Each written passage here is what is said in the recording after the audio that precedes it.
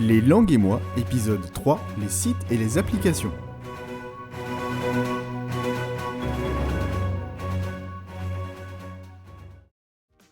Bienvenue pour ce 3e podcast des langues et moi. Aujourd'hui, je vais te parler des sites et des applications que j'utilise et qui peuvent t'aider dans ton apprentissage. Bien sûr, ce ne sont que des propositions et c'est à toi de faire le choix qui te convient le mieux. La première application s'appelle Duolingo. Ça s'écrit D-U-O-L-I-N-G-O. C'est une application que je trouve idéale pour les débutants et les grands débutants. Je m'en suis servi personnellement pour découvrir une nouvelle langue qui était le portugais. C'était juste avant de me rendre en vacances à Lisbonne. J'avais aucune notion de portugais, même si je parlais vraiment couramment, je parle toujours couramment l'espagnol. Mais c'est une application qui est simple d'utilisation, qui est assez ludique, elle est gratuite, elle est assez efficace pour apprendre surtout du vocabulaire. Ça se base sur la répétition, donc ça c'est une très bonne chose. Surtout si vous voulez, si vous n'avez pas les bases, ça peut être vraiment une application très intéressante.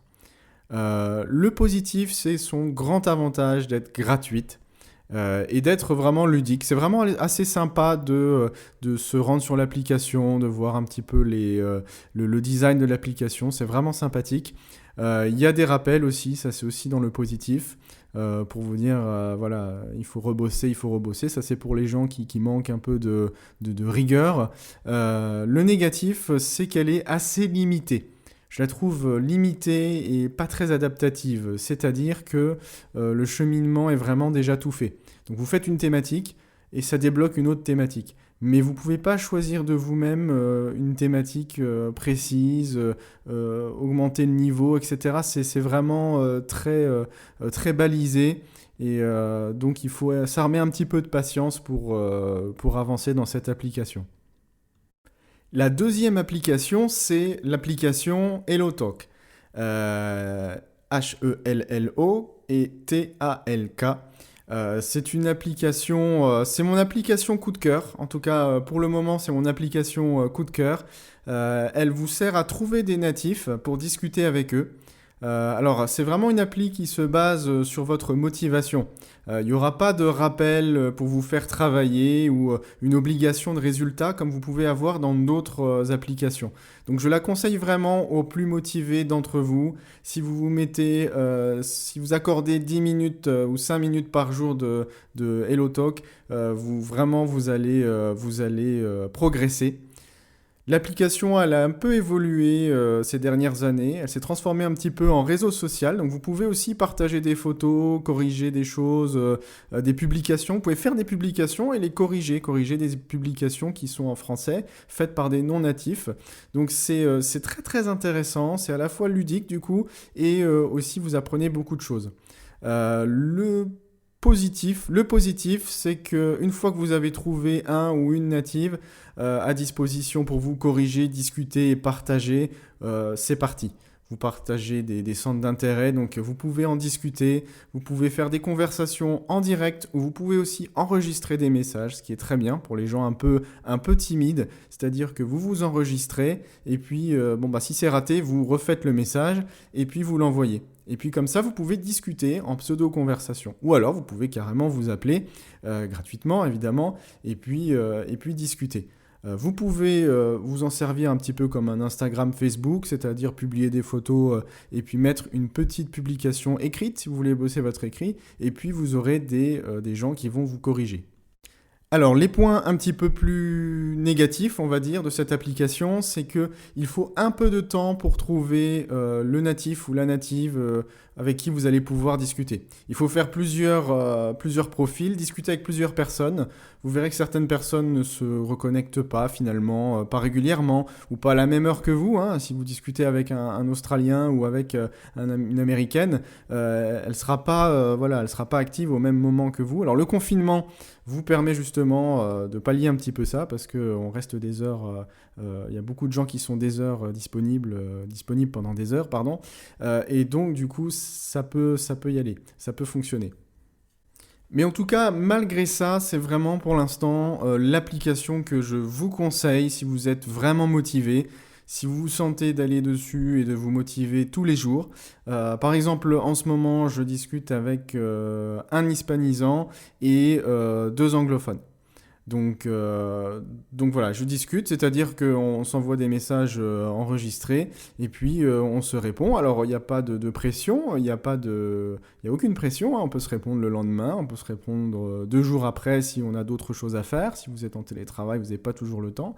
Mais on est en contact régulier et vraiment ça fait du bien, ça fait du bien d'entendre quelqu'un de natif et ça fait du bien de l'entendre vous parler et de vous corriger et de parler avec lui tout bêtement, hein. Et voilà, et vous donner aussi un petit coup de main à cette personne en français. Donc c'est aussi satisfaisant. L'application suivante, elle s'appelle Word Reference. Euh, L'application Word Reference, c'est aussi un site internet. Là, sur l'application, c'est un peu plus simple de l'avoir sur le téléphone, évidemment. C'est une application de traduction de mots.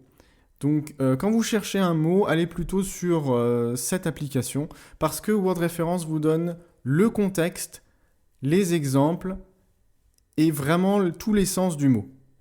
Donc il n'y a pas vraiment de danger de faire un faux sens, par exemple, ou de se tromper dans des faux amis. Tout ça, ça n'existe pas puisqu'on vous met le mot dans un contexte et dans des phrases, par exemple. Voilà. Donc les plus aussi de cette application, c'est que vous avez vraiment un détail. C'est vraiment très détaillé.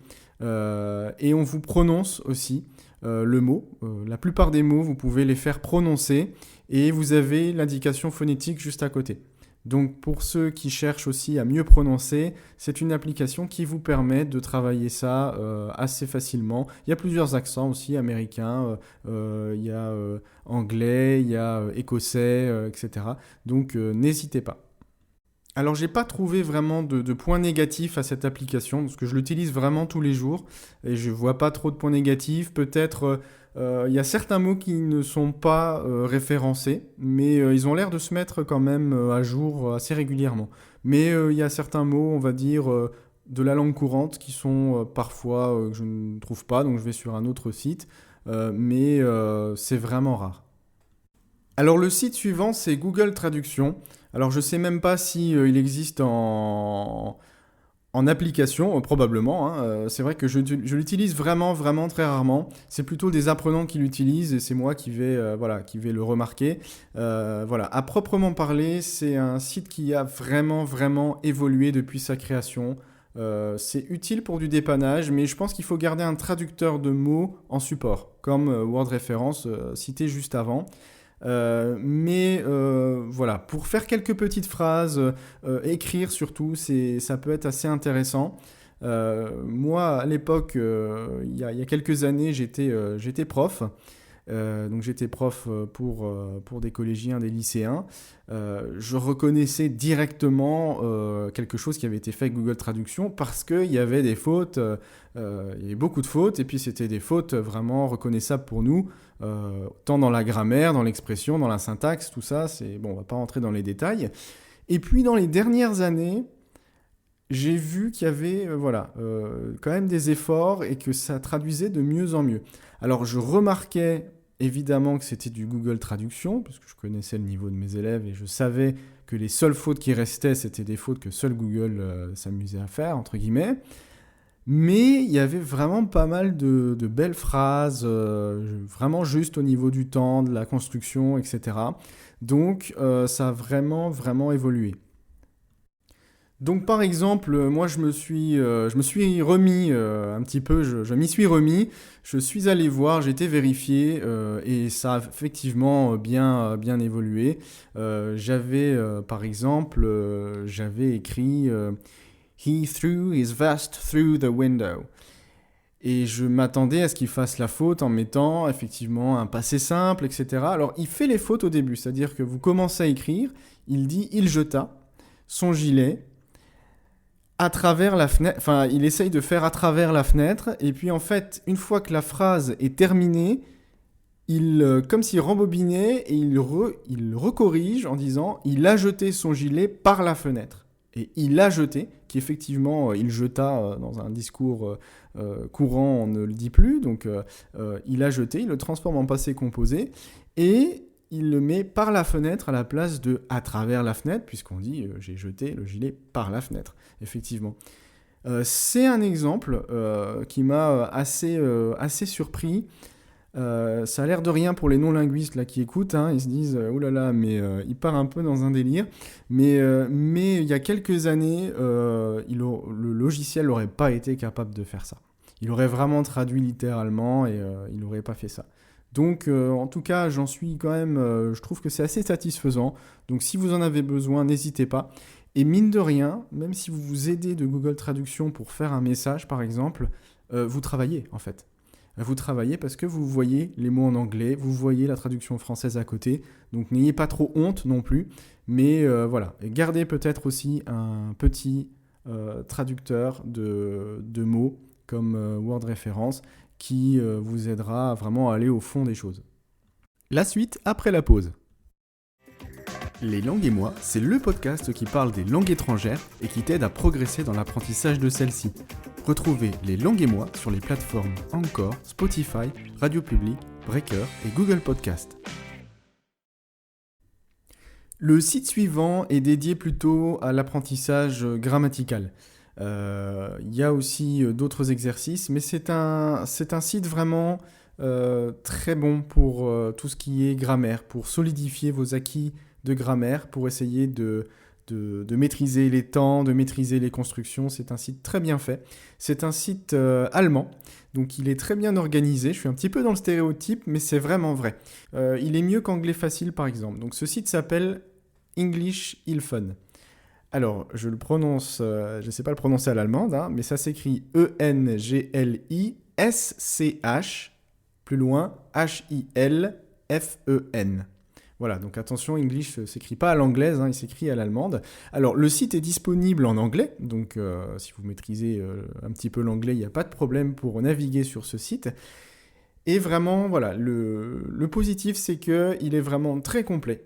C'est un des sites les plus complets, franchement, et que je maîtrise, entre guillemets, et que je fréquente, entre guillemets aussi. Grammaticalement très complet, bien expliqué aussi, c'est vraiment très clair. Après, le négatif, c'est-à-dire qu'un grand débutant aura peut-être du mal comment dire, à intégrer toutes ces informations, parce qu'il y a vraiment beaucoup. Donc on peut commencer par exemple avec anglais facile si on est débutant, et puis basculer sur English Hilfen assez rapidement. Voilà. Moi, anglais facile, je vais juste dire 2 mots. C'est pratique pour le dépannage, effectivement, il n'y a pas de problème. Mais parfois, c'est un peu fouillis, quoi. C'est un peu chaotique, un peu brouillon. On retrouve une feuille d'exercice par-ci, un sujet par-là, et puis après, on revient sur un autre truc. Enfin, voilà. On peut trouver ce qu'on veut assez facilement. Si on veut une explication rapide sur un auxiliaire modal, par exemple, on l'aura, il n'y a pas de souci. Mais sur English Hilfen, tout ça, c'est cadré, cintré, super bien organisé. Donc ça peut être vraiment une très bonne référence pour vous si vous souhaitez améliorer votre grammaire. Le site suivant est un petit peu le même genre de site, mais pour ceux qui apprennent l'espagnol. Pour l'instant, je suis resté beaucoup sur l'anglais parce que, évidemment, c'est assez courant. Mais l'espagnol, il y a aussi un site qui s'appelle Todo Claro, qui est T-O-D-O C-L-A-R-O, donc un peu plus loin, effectivement. Voilà, donc n'hésitez pas à aller sur ce site aussi. C'est un petit peu un English Hilfen à l'espagnol, quoi. C'est assez complet, c'est gratuit, évidemment. Il y a de la grammaire, il y a de la compréhension aussi, il y a des petits textes, des choses comme ça. Il y a un petit peu des quiz de culture générale. Voilà, c'est pas trop mal fait. Donc celui-ci peut être aussi intéressant si vous souhaitez travailler de manière régulière. Le positif, c'est que c'est diversifié, il y a vraiment de quoi faire. Le moins, c'est que c'est pas complet. C'est moins complet que English Hilfen, par exemple. Et j'ai pas l'impression qu'ils remettent à jour souvent. Alors c'est peut-être une impression, hein, je passe pas ma vie dessus, mais je trouve le contenu assez figé. Et puis voilà, on pourrait peut-être le densifier. Mais n'hésitez pas, si vous apprenez l'espagnol, ce site, donc Todo Claro, en 2 mots, est assez sympa.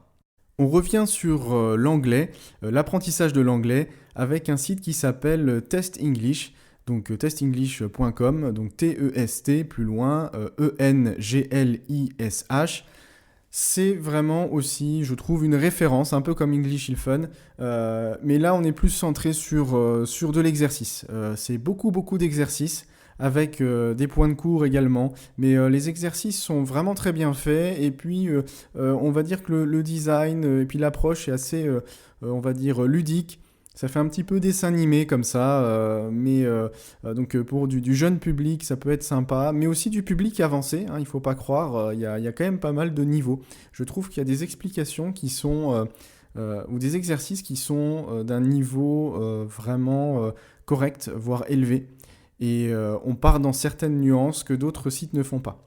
Donc Test English, ça peut être aussi vraiment un très bon site pour vous exercer, pour renforcer vos points de grammaire, et puis tout simplement pour voir des points de grammaire un peu plus complexes que vous n'aviez pas à la base, que vous n'avez pas forcément maîtrisé, vous vous souvenez plus très bien. Donc n'hésitez pas à aller sur ce site. Il y a vraiment de quoi faire, on peut s'occuper des heures et des heures. Il y a aussi des petits questionnaires multi-choix, on va dire diversifiés, avec un petit peu un mélange de grammaire dedans qui vous permet d'avoir votre niveau rapidement, hein, si vous êtes A2, B1, ce sont les niveaux de langue. Ça vous permet d'avoir une petite idée de où vous vous trouvez dans l'apprentissage de la langue. Donc très bon site également. Voilà, on arrive au dernier site ou application, donc c'est à la fois les deux, c'est YouTube. Alors oui, YouTube, ça peut paraître assez surprenant, mais c'est sans doute le meilleur outil pour ce qui est de l'immersion pure et dure. Pourquoi ? Parce que YouTube est très complet. YouTube, c'est pas que des extraits de séries, c'est pas que des vidéos marrantes de chats qui se cassent la figure. C'est YouTube, vous pouvez tout y trouver. Vous pouvez y trouver des cours de grammaire, vous pouvez y trouver des tutos sur tout et n'importe quoi en anglais, en espagnol, des sujets plus professionnels, du divertissement, des cours, vraiment tout. Je ferai une vidéo entièrement dédiée simplement aux chaînes YouTube pour apprendre les langues. Donc pour vous en conseiller certaines parce qu'il y a vraiment beaucoup de choses à faire. Il y a de tout, vous pouvez apprendre, il y a même du cours frontal où il y a un prof qui vous explique un point de grammaire par exemple, si certains aiment ça, alors bon c'est pas très à la mode, mais pourquoi pas. Et il y a des cours complètement différents, vous avez un quiz, vous avez un extrait de série télé et puis vous avez un quiz sur le vocabulaire ou la construction de la phrase. Vous avez de la compréhension orale avec plusieurs choix de savoir, voilà, réponse A, B ou C, ce qui s'est passé. Vous avez même des TOEIC, des vieux TOEIC qui sont, bon vieux peut-être, mais des TOEIC qui sont en ligne. Donc vous pouvez vous exercer au TOEIC. YouTube est vraiment une fontaine vraiment infinie de contenu en langue. Et il faut s'en servir. Alors après, il faut apprendre à s'en servir, effectivement. C'est pas forcément évident de trouver le bon contenu, mais voilà, cette chaîne podcast est aussi là pour ça, donc vous aurez effectivement un épisode entièrement dédié à ça pour vous indiquer un petit peu les chaînes YouTube pour vous aider à progresser. Et voilà, c'était quelques exemples de sites et d'applications pour t'aider à travailler les langues, et notamment l'anglais et l'espagnol. J'espère que ce podcast t'aura été utile et je te donne rendez-vous pour un prochain épisode des Langues et moi. À très bientôt.